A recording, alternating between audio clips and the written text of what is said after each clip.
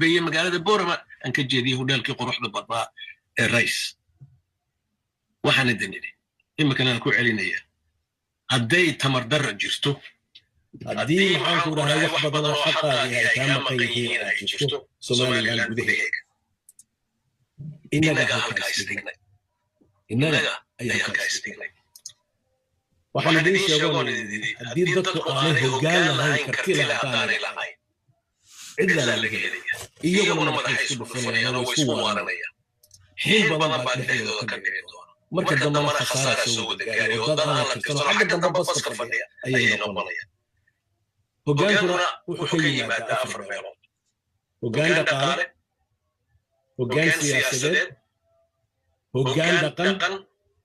iyo hoggaan aqoonyahan waa afartaas waa aad bay jilicsan yihiin aad iyo aad bay jilicsan yihiin